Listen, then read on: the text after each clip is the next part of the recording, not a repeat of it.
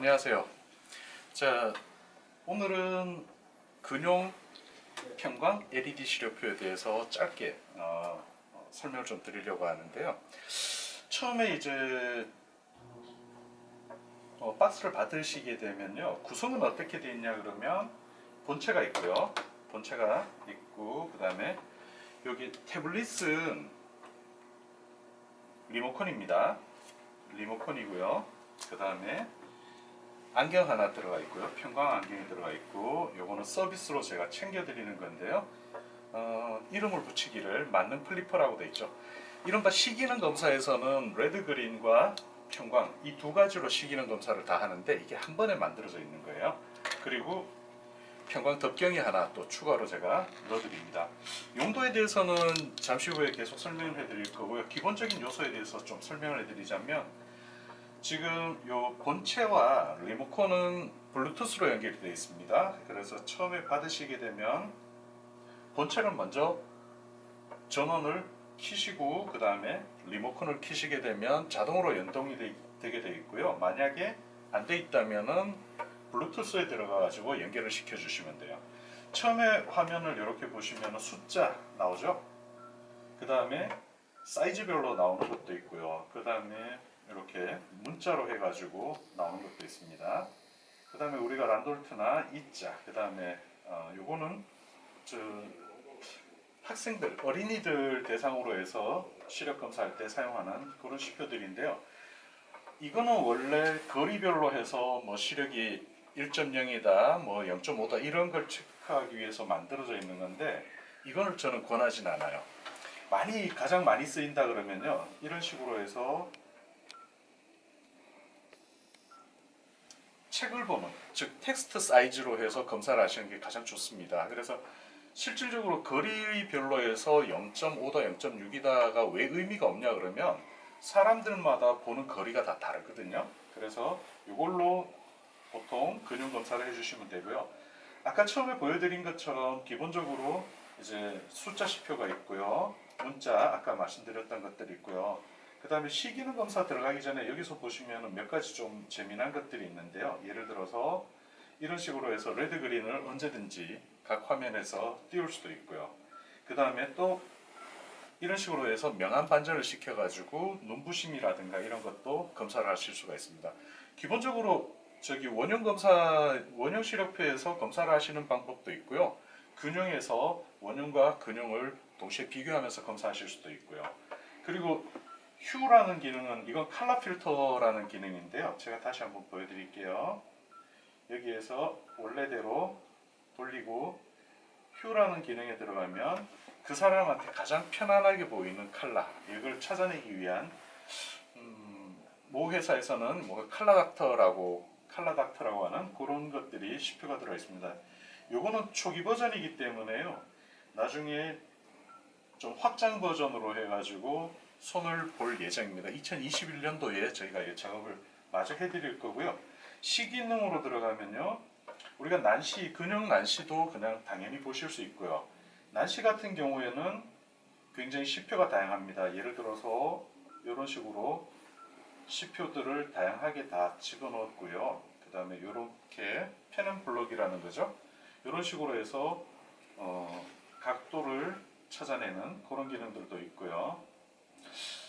저는 개인적으로는 뭐 그닥 필요성을 못 느끼긴 하지만 이걸 굉장히 잘 활용하시는 분들이 꽤 많습니다. 그래서 기본적으로 넣어놨고요. 그리고 자, 근형에서 사위 검사할 때 여러 가지 시표들을 쓸 수가 있습니다. 각 시표에 대해서 어떻게 검사를 할 것이며 어떤 의미를 가지며 그 다음에 실제 교정을 어떻게 할 것인지는 시리즈로 계속 제가 안내를 해드릴 거고요. 소개를 해드릴 거고요. 그 다음에 양압 균형 검사라든가 입체시 검사, 입체시도 역시 종류별로 다양하게 들어가 있습니다. 그리고 또 말레 시표도 기본적으로 다 장착이 되어 있고요. 그리고 지금 이쪽 스페셜 쪽에서 보시면은요, 근형 입체시 검사도 여기는 46이라고 나오죠. 근데 여기를 보시면은 실제로 아무도 보이진 않죠. 근데 편광을 쓰고 보면 숫자 46이 딱 드러납니다. 흔히 매지가이라고 얘기를 하는 부분이긴 한데요. 이것도 만약에 입체시 기능이 약한 사람이라면 구분을 못하죠. 근데 입체시가 제대로 발달을 했거나 내지는 안경사가 제대로 교정을 한 경우에는 한 번에 쉽게 알아보실 수가 있는 부분이고요. 굉장히 좀 다양하게 들어가 있어요. 지금 요거는 어떤 개념이냐 그러면요. 똑같은 77인데요. 누르게 되면 밑으로 들어가게 되고요. 역전을 시키면 튀어나오게 되는 이런 기능으로 해서 다양하게 볼 수 있습니다. 또 스테레오 플라이 테스트 같은 경우에는요. 스테레오 플라이 테스트는 팔이죠. 팔이도요. 날개가 위로 올라오기도 할 수 있고 안으로 들어가기도 할 수 있습니다. 각 시표마다 나중에 소개시켜 드릴 때는 하나씩 다 확인을 해 드릴게요. 그리고 저같이 파리를 별로 안 좋아한다 그러면 이런 식으로 나비로 하셔도 되고요, 볼로 하셔도 되고요. 자, 이거는 우리가 제가 지금 앓고 있는 병이 황반변성이죠. 황반변성을 확인하기 위한 암슬러 그리드도 종류별로 다 들어가 있습니다.